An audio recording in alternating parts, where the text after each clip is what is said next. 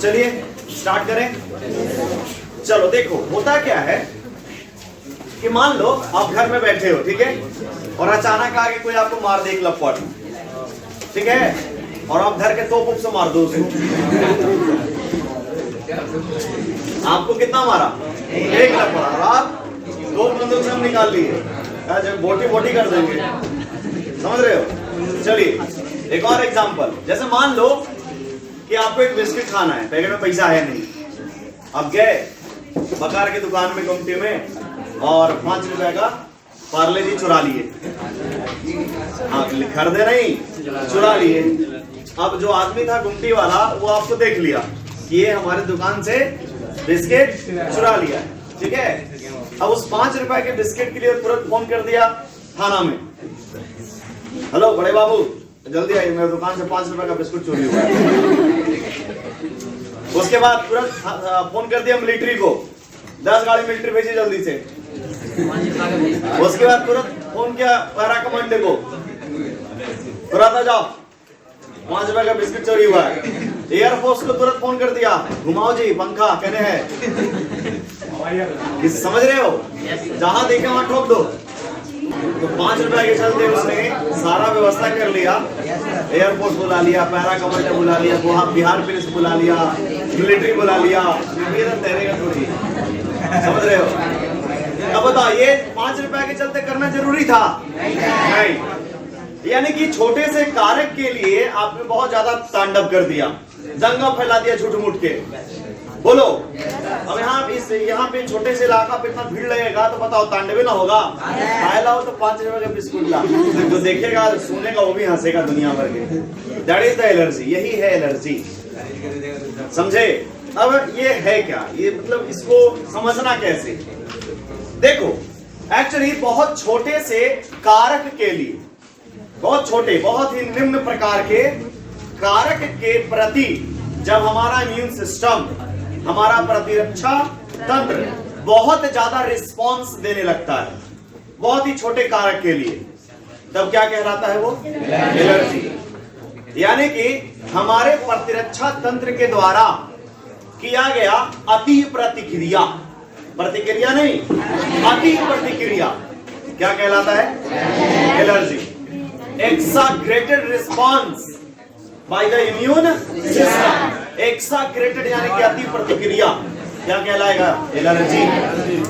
Allergy हमारे, देखो समय पे आप क्यों नहीं आते? 8:18 हो गया, हम 8:10 में प्रवेश करते हैं, समझे। 8:10 तक आप लोग आ जाइए, तो एयरपोर्ट से तुमने संपर्क कर लो। हाँ जी, चलिए अब देखो ध्यान से सुनना। अरे वो बालक, यस सर। तो ये एलर्जी क्या है? एक्साग्रेटेड रिस्पांस, हमारे इम्यून सिस्टम के द्वारा किया गया अति प्रतिक्रिया क्या कहलाएगा? एलर्जी। क्लियर? अब स्टार्ट करते हैं रियल वाला कहानी एलर्जी का। एक्चुअली हुआ क्या कि आपने कोई नया प्लेस, ए भाई हेलो, अब हम बोलेंगे तो चुप रहेगा, नहीं तो तू बोलने हम बैठ जाते हैं। तेरा आवाज नहीं सुनाई देना चाहिए, कान में एकदम नहीं आना चाहिए। एलर्जी, अगर हम किसी नया जगह पे गए, नई प्लेस पे गए, जैसे मान लो कि बिहार में हैं, चले गए कश्मीर, तो बताओ वहां का मौसम बिल्कुल अलग। बिहार का मौसम बिल्कुल अलग है कश्मीर के मौसम से। आपका बॉडी कहाँ के लिए अनुकूलित था? बिहार के लिए। अचानक कहाँ बदल गए? बताओ, आपका बॉडी वहां के लिए अनुकूलित होगा? बॉडी वहां के वातावरण के अकॉर्डिंग रिस्पॉन्स देगा। आपको सर्दी हो जाएगा, जुकाम हो जाएगा, हाँ या नाक बहना चालू हो जाएगा। अरे बोलो, ये भी एक प्रकार का क्या है? एलर्जी। सुबह सुबह झाड़ू लगाते, झाड़ू लगाते लगाते छींकते हैं क्या? तो डस्ट पार्टिकल के कारण भी क्या होता है? एलर्जी। कई लोगों को भोजन से भी एलर्जी होता है, समझे। बहुत सारा चीज है जिसके कारण एलर्जी होता है। तो सवाल है कि जो एलर्जी हो रहा है ये कर कौन रहा है? एलर्जी करने वाला कारक है कौन? जैसे रोग को करने वाला रोग कारक होते हैं, तो एलर्जी कोई रोग नहीं है। एलर्जी एक हमारे इम्यून सिस्टम का रिस्पॉन्स है। कैसा रिस्पॉन्स? नॉर्मल या एक्साग्रेटेड? हाँ जी। अति प्रतिक्रिया या प्रतिक्रिया? हाँ जी। तो एलर्जी जो है हमारे इम्यून सिस्टम के एक रिस्पॉन्स होता है, ये कोई बीमारी नहीं है। तो एलर्जी जो वैसा पदार्थ जो एलर्जी उत्पन्न करते हैं, वैसा पदार्थ जो एलर्जी उत्पन्न करते हैं उसको कहा जाता है एलर्जेन। क्या कहा जाता है? एलर्जेन। तो बताओ, एलर्जेन वह पदार्थ है जो एलर्जी पैदा करता है, एलर्जी उत्पन्न करता है। अब सवाल है कि एलर्जेन होता कौन कौन है, एलर्जेन क्या क्या हो सकता है। तो एलर्जेन का अगर बात करते हैं तो एलर्जेन हो सकते हैं पॉलिन ग्रैंड्स, नाम सुने हो? परागकण। पॉलिन मतलब पराग और ग्रेन्स मतलब कण। परागकण 10वां में पढ़ा होगा, पक्का? हाँ जी। नाम सुने हो? Dust particle. डस्ट मतलब धूल कण, हाँ या ना? आप सुने हो एनिमल डेंडर? एनिमल डेंडर, अब ये नया चीज आ गया। सुनो एनिमल डेंडर क्या होता है। एक्चुअली जो जानवर होते हैं उनका जो स्किन है, स्किन का जो डेड सेल होता है, डेड सेल जो स्किन पर प्रेजेंट है। जैसे कोई आदमी जो है वो डॉग को जो है पाल रखा है, ठीक है, और डॉग का जो स्किन है, डेड स्किन, वहां से जो निकल रहा है डैंड्रफ जैसा, वो अगर उसके बॉडी पे आया तो हो सके वहां पे इचिंग होने लगे। इसलिए हम समझ जाएंगे कि हमको डॉग से क्या है, एलर्जी है। समझ में आ रहा है? तो एनिमल डेंडर मतलब skin, dead skin cell, dead skin cell, मरा हुआ स्किन सेल क्या कहलाता है? डेंडर। मरा हुआ स्किन सेल क्या कहलाता है? डेंडर। तो हमें एलर्जेन कौन कौन हो सकता है? Pollen grains, dust particle, animal dander. Animal dander मतलब समझ गए? हाँ जी। जो स्किन डेड होता है एनिमल्स में, क्लियर है? हाँ। उसके बाद अगर हम बात करते हैं तो यहाँ पे फूड पार्टिकल, फूड पार्टिकल या मटेरियल भी बोल सकते हैं। मेडिसिन, नाम सुने हो? मेडिसिन। हीट, हीट मतलब गर्मी, कोल्ड, क्लॉथ्स, सनलाइट, ये सब एलर्जेन है। सब आपको कभी ऐसा लगा है ज्यादा देर धूप में खड़ा रहने के बाद बॉडी इचिंग होने लगा? हाँ जी। तो सनलाइट से भी क्या होता है? एलर्जी। कोई ऐसा क्लॉथ होता है, कपड़ा होता है जो पहनने के बाद चुनचुनाने लगता है, इचिंग होने लगता है, कलकलाने लगता है, तो आपको उस कपड़ा से, उस क्लॉथ से क्या है? एलर्जी है। कोल्ड, ठंडा में आपको सर्दी उर्दी हो जाता है? हर व्यक्ति का बॉडी अलग अलग है। कोई व्यक्ति ज्यादा ठंडा को बर्दाश्त कर सकता है, कोई व्यक्ति ज्यादा ठंडा को बर्दाश्त नहीं कर सकता है। तो हो सके उसको ठंडा से क्या हो जाता? एलर्जी हो। किसी को गर्मी से एलर्जी, गर्मी बर्दाश्त नहीं होता है, हमको गर्मी बर्दाश्त नहीं होता, हम छटपटाने लगेंगे, समझ रहे हो? वो तुरंत पूरा खोल खा के निकल जाएगा बाहर गर्मी में, समझे? वो बजरंगबली का कच्छा पहन लेगा। मेडिसिन, मेडिसिन समझते हो? दवाई। बहुत सारे लोगों को अलग अलग प्रकार के मेडिसिन खाने से भी एलर्जी हो जाता है। एक एग्जांपल है इसका मेडिसिन का पेनिसिलिन। पेनिसिलिन का नाम सुने हो? नहीं सुने हो? पेनिसिलिन एक प्रकार के एंटीबायोटिक्स है, एंटीबायोटिक्स। फूड पार्टिकल, बहुत सारे लोगों को दूध से एलर्जी है, वो दूध नहीं पिएंगे। बहुत सारे लोगों को सी फूड से एलर्जी है। सी फूड समझते हो? समुद्री भोजन, जैसे क्रैब्स। अब क्रैब्स का नाम नहीं सुना? झींगा, झींगा केकड़ा का नाम सुना है? झींगा। किसी को मछली से भी एलर्जी होता है, समझे? तो सी फूड अगर मान लो खाओगे तो आपके बॉडी में अजीब अजीब हरकतें होने लगेगी, समझ गए? दूध पियोगे तो दूध पीने के बाद बॉडी में खुजलाहट होने लगेगा। अलग अलग कोई सब्जी, वेजिटेबल्स खा लिए तब प्रॉब्लम हो जाएगा। तो अलग अलग बॉडी का, अलग अलग लोगों का बॉडी भी क्या है? अलग अलग चीज के लिए जो है रूपांतरित है, एडेप्टेड है। क्लियर? तो एनिमल डेंडर तो समझ गए? डस्ट पार्टिकल, धूल कण अगर हमारे बॉडी में आता है तो छींकने लगते हैं, वो भी एक प्रकार का एलर्जेन है। क्या बेटा? क्या करता है? एलर्जी। और पॉलिन ग्रैंड्स, पराग। तो इतने प्रकार के जो है वो क्या है? एलर्जेन है, जो क्या काउज करता है? एलर्जी। तो बताओ, एलर्जी जो है वो पैदा करने वाला, उत्पन्न करने वाला कारक क्या कहलाता है? एलर्जी उत्पन्न करने वाला कारक एलर्जी क्या क्या हो सकता है? Dust particle, animal dander, food particle, आप दिया है बस। क्लियर? तो ये सब भी एलर्जी हो सकता है। क्लियर है? अब देखो एलर्जी में होता क्या है, सिम्टम, लक्षण। अगर हम बात करते हैं सिम्टम का,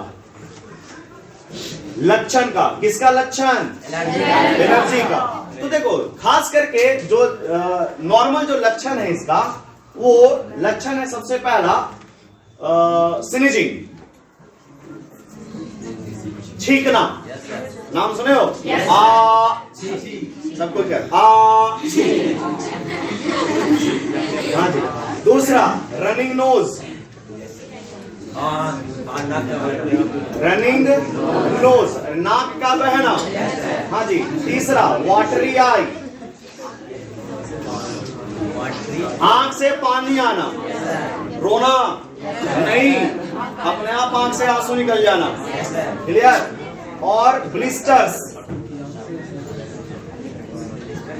ऑन बॉडी, हमारे बॉडी पे चकते चकते रेड रेड रेड रेड चकता पे उत्पन्न हो जाना, एलर्जी होता है तो, समझे? उसको इंग्लिश में क्या बोलते हैं? ब्लिस्टर्स। तो ये एलर्जी का सामान्य लक्षण है। कौन कौन लक्षण है?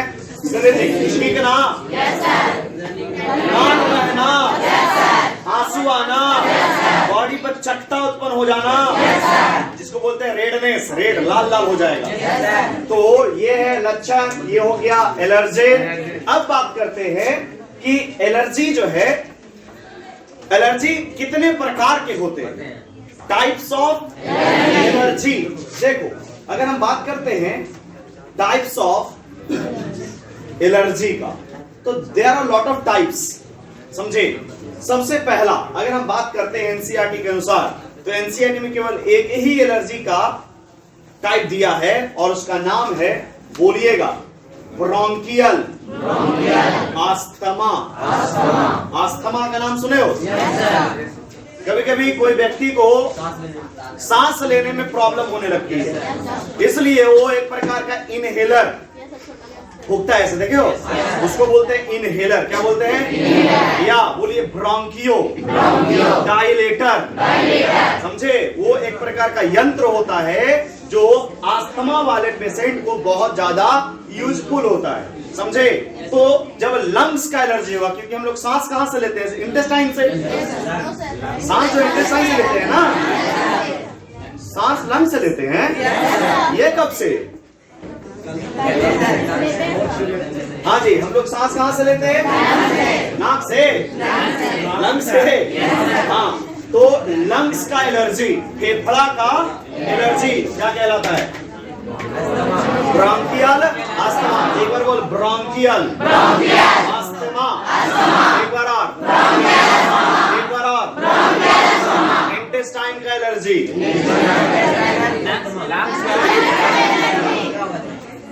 स्टमक एलर्जी ना?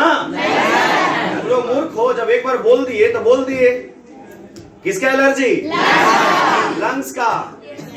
इधर एक्टिव होके बैठो, इनएक्टिव मत रहो, समझे? थोड़ा चिल्लाओ कि बॉडी में ताकत आवे, एनर्जी आवे, गर्मी लगे। चूल्हो का अपने ठंडा हो, गर्म कुछ ही हो। अच्छा, बैटरी सवेरे सवेरे बैटरी लो रहा है, दिन भर अभी तक पढ़ने। दूसरा ब्रोंकियल अस्थमा पहला था। दूसरा बोलिए हे, एक साथ, अच्छा से आवाज ही नहीं आ रहा, फिर से बोलो, हे, फीवर, ये दूसरा प्रकार का एलर्जी। अगर किसी व्यक्ति को पॉलन ग्रेन्स, पराग कण के कारण एलर्जी होता है, तब क्या कहलाता है? Hay fever. अब जब पराग कण से एलर्जी होगा तो उसमें दो चीज होगा, नाक बहेगा और आंख बहेगा, समझे? यानी कि इन्फ्लामेशन का नाम सुना होगा, रेडनेस, स्वेलनेस, हिट, हॉटनेस। इन्फ्लामेशन नहीं सुनाए हैं? इन्फ्लामेशन इन टॉन्सिल, टॉन्सिलाइटिस, कंठ दर्द देने लगता है पानी पीने के बाद। अपेंडिसाइटिस, अपेंडिक्स को काट के बाहर निकाला जाता है। हे फीवर, किसका एलर्जी? पॉलन ग्रैंड्स का। तो हे फीवर एलर्जी जो होता है वो किससे होता है? पॉलन, क्या ग्रैंड से। इसमें क्या बहता है? नाक और आंख। पक्का? सुनो, इसमें भी कंडीशन है। अगर नाक बहता है, नाक, नोज, तो उसको बोलते हैं, बोलिएगा, राइनाइटिस। राइनाइटिस बोलो, इन्फ्लामेशन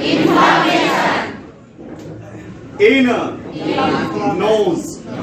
इन्फ्लामेशन इन नाक में इन्फ्लामेशन होना क्या कहलाएगा? राइनाइटिस। बोलिए, यानी नाक का सिंपल से वे बहना, समझे? नाक जाम हो जाना क्या कहलाएगा? बोलिएगा,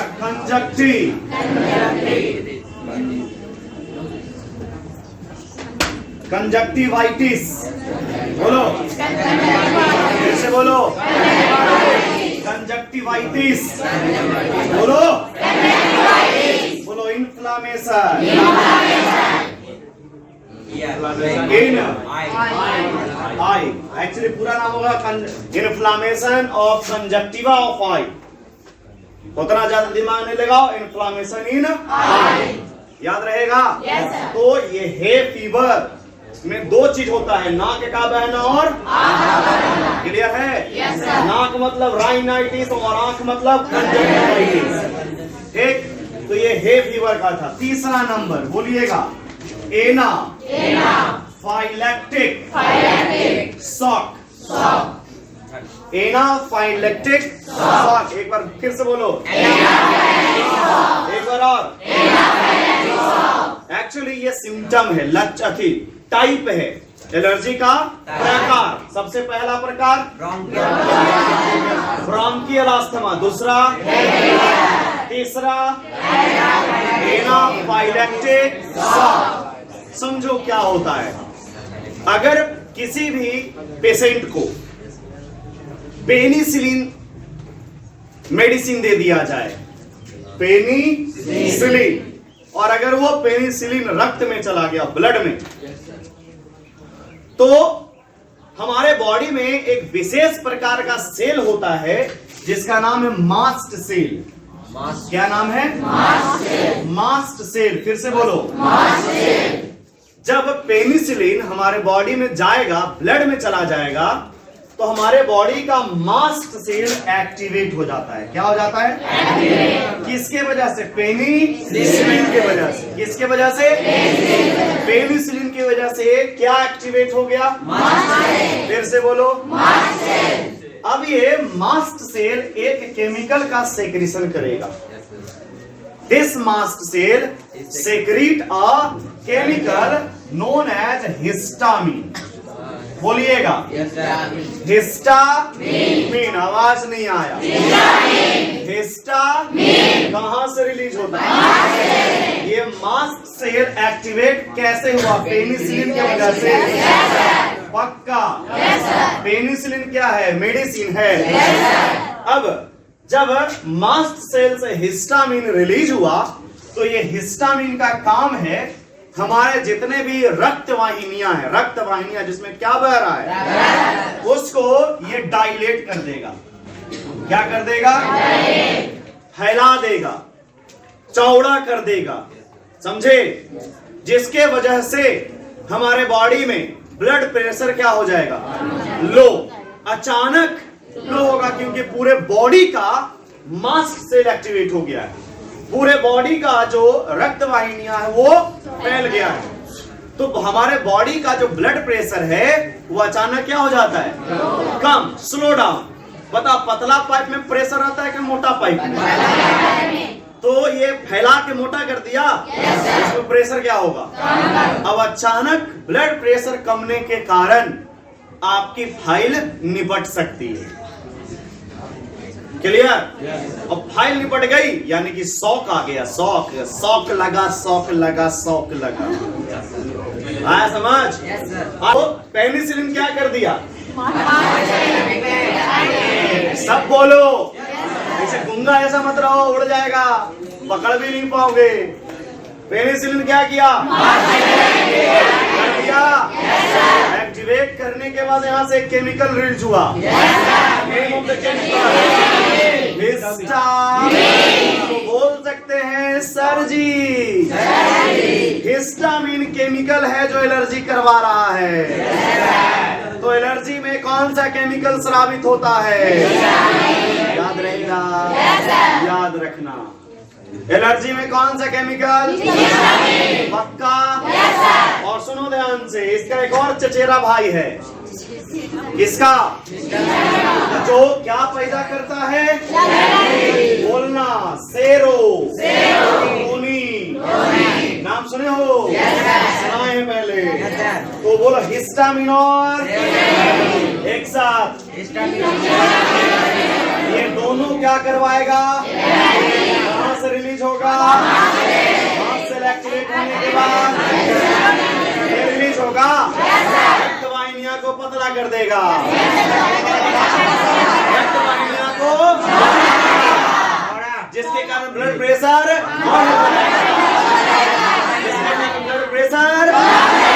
बढ़ जाएगा, आदमी का उम्र बढ़ जाएगा, आयु निपट जाएगी।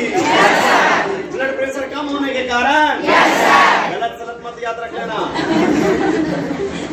ठीक है। तो हिस्टामिन का काम क्या है? ब्लड प्रेशर कम कर देना, जिसके कारण अचानक उसका दिल का धड़कन थम जाए और आदमी लंबे समय के लिए निकल जाता, ठीक है। तो एनाफाइलेक्टिक शॉक बेटा बताओ पेनिसिलिन की वजह से हुआ? याद रहेगा। तो जब एलर्जी होगा, जब एलर्जी होगा तो आपके बॉडी में कौन कौन से केमिकल स्रावित होंगे? ये हम नहीं, तेरा एनसीईआरटी बोलता है। देख कहीं पे लिखा हुआ है, अंडरलाइन करो।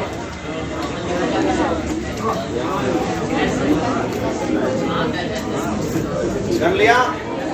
हाँ, तो एलर्जी का पहला टाइप का नाम क्या था? ब्रोंकियल अस्थमा, हे फीवर, और उसके बाद एनाफाइलेक्टिक शॉक। सब लिखवाएंगे, मरो मत।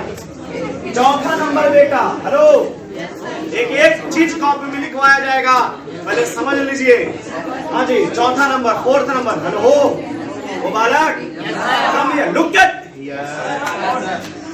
चौथा बोलिएगा, कभी नाम सुनो? इगजीमा सुने होंगे? क्या बात कर रहे हैं? इगजीमा हो गया, सुने हो? क्या? इगजीमा। और एक और है, 5वां नंबर, बोलिएगा यूट्रिकेरिया। ये दो है, थोड़ा ध्यान से समझना मेरे बच्चे। एक्चुअली एक्जिमा का बात करते हैं तो ये एक प्रकार का स्किन एलर्जी है। क्या? त्वचा का एलर्जी। स्किन मतलब त्वचा के एलर्जी को क्या कहा जाता है? एक्जिमा। फिर से बोलो, एक बार और बोलो। बोल सकते हैं स्किन एलर्जी, लेकिन इसके आगे एक नाम लग गया, लोकेलाइज्ड स्किन एलर्जी। इसका मतलब समझो ध्यान से, हमारे बॉडी का कोई लोकल पार्ट, कोई भी एक हिस्सा, जैसा हाथ, पैर, या कोई भी छोटा सा पार्ट पर अगर होगा, दैट इज द एक्जिमा। अरे बोलियो, और बोलो। और यूट्रिकेरिया है, बोलो जेन, ये भी एक प्रकार का स्किन एलर्जी ही। कौन? बोलो यूट्रिकेरिया। फिर से बोल, एक बार और बोल। यूट्रिकेरिया है जनरलाइज्ड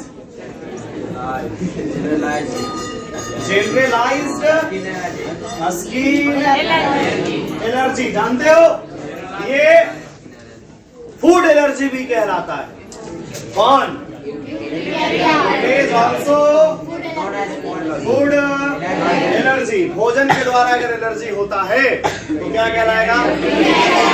अब एक में है लोकेलाइज और एक में है जनरलाइज। ये दोनों का अंतर, लोकेलाइज मतलब कोई एक छोटा सा कोई एरिया, और जनरलाइज मतलब होल बॉडी, पूरा बॉडी में हो जाएगा।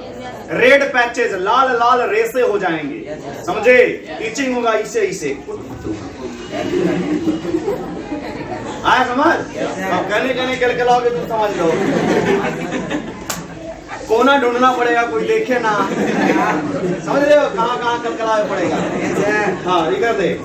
तो एक्जिमा लोकलाइज्ड स्किन एलर्जी और यूट्रिक एरिया जनरलाइज्ड स्किन जो एक प्रकार का कोल्ड एलर्जी भी है।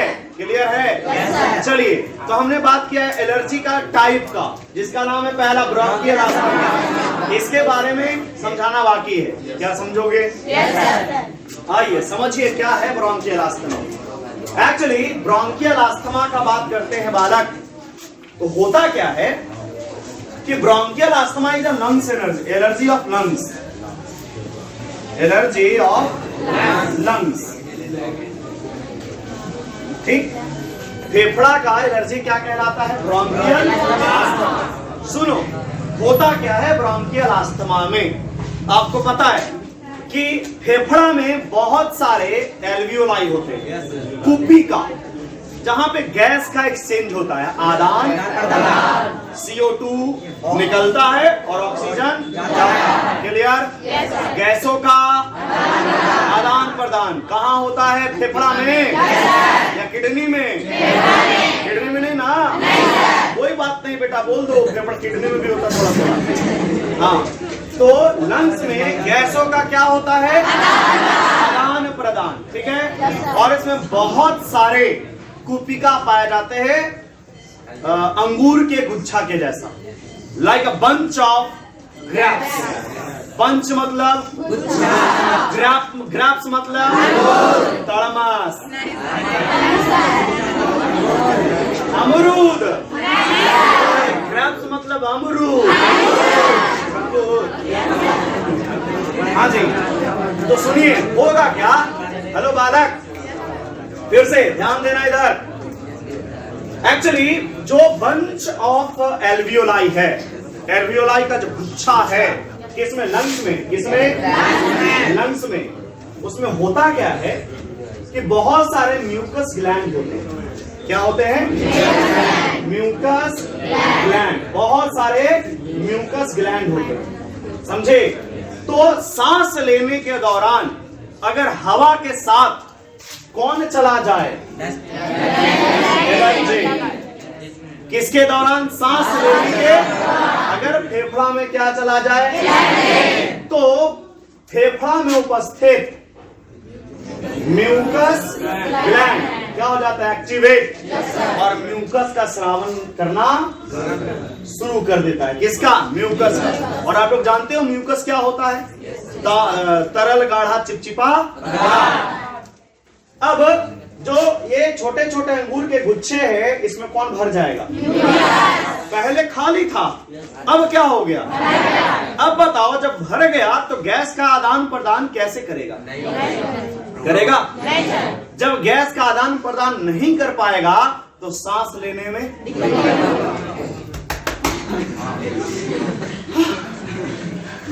समझ रहे हो? अब उसके बाद आप डॉक्टर के पास जाओगे, डॉक्टर आपको थमा देगा इनहेलर, ऐसे बोलिए, समझे? तो उसमें जो मेडिसिन रहता है, उसका जो गैस हमारे बॉडी में जाता है, हमारे फेफड़ा में, वो गैस जो ब्रोंकियोडायलेटर या इनहेलर में था, साबुन का टिकिया जैसा थोड़ा सा रहता है, उसमें एक मेडिसिन, वहां से गैस निकलते रहता है। वो गैस जब फेफड़ा में जाएगा तो वो गैस इस म्यूकस को धीरे धीरे धीरे धीरे हटाना शुरू करेगा, समझ रहे हो? और जैसे जैसे धीरे धीरे हटेगा, आप सांस लेना शुरू करोगे। यानी कि जिस व्यक्ति को अस्थमा हो गया है, वो व्यक्ति इनहेलर पर डिपेंड हो जाएगा। ब्रोंकियोडायलेटर यानी कि ब्रोंकियोल्स जो हमारे फेफड़ा हैं, उसको फैलाने वाला यंत्र हमको जीवन भर यूज करना पड़ेगा।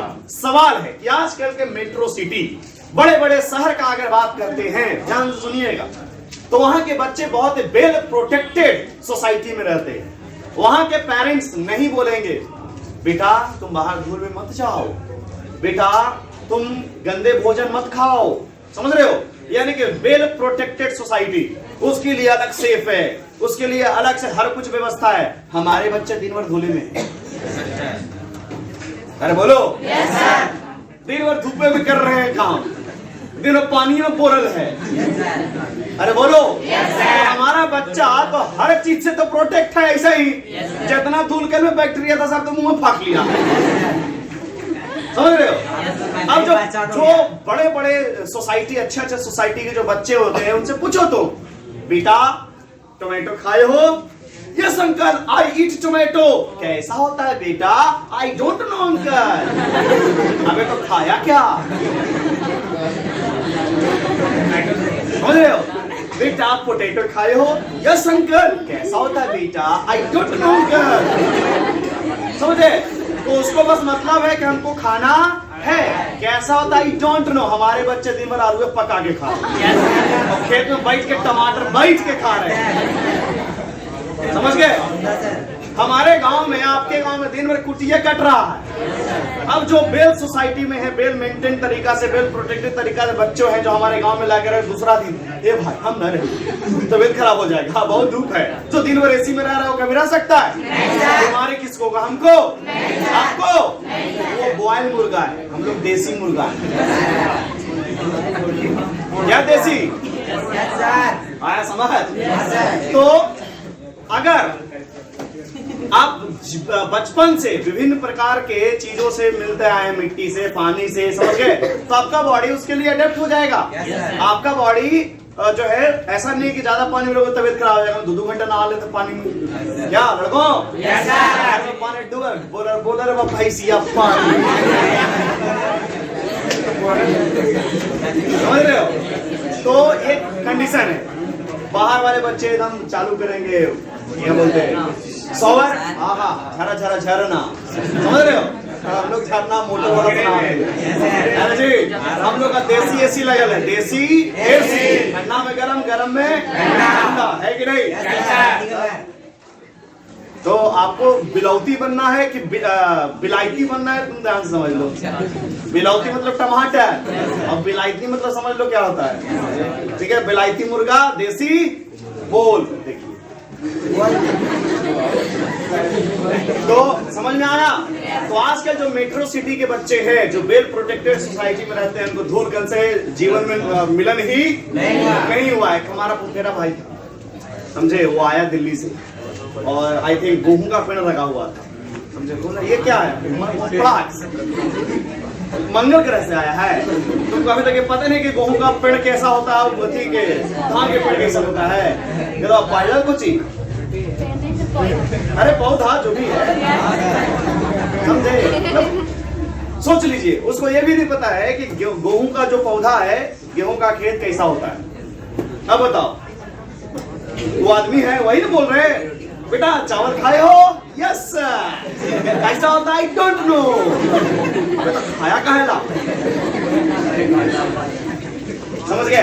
तो ये पूरा एलर्जी है। तो चलिए आइए फिर से एक बार रिपीट करते हैं एलर्जी। बताओ, एलर्जी हमारे इम्यून सिस्टम के द्वारा एक्साग्रेटेड रिस्पांस कहलाता है। छोटे से कारक के कारण अगर हमारा इम्यून सिस्टम ज्यादा प्रतिक्रिया करता है तो क्या कहलाता है? एलर्जी करने वाले कारक को क्या कहते हैं? पॉलन ग्रैंस हो सकता है,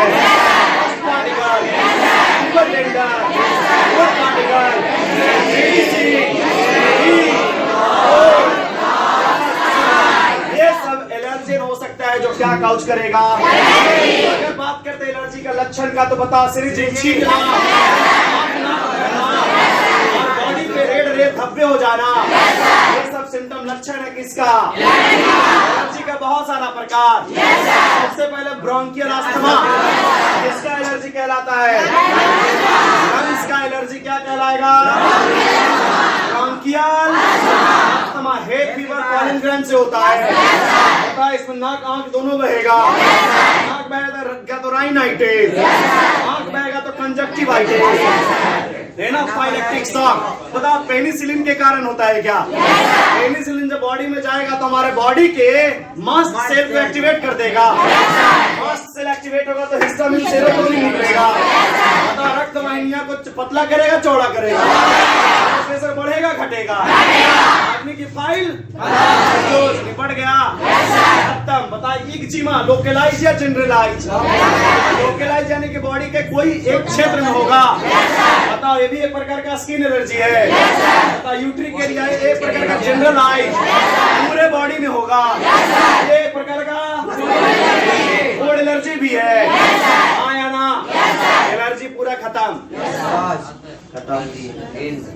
अब एनसीईआरटी एक बार दो हमको, एक बार एक चीज और बताते हैं।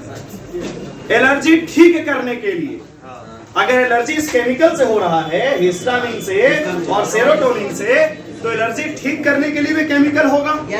हाँ या ना?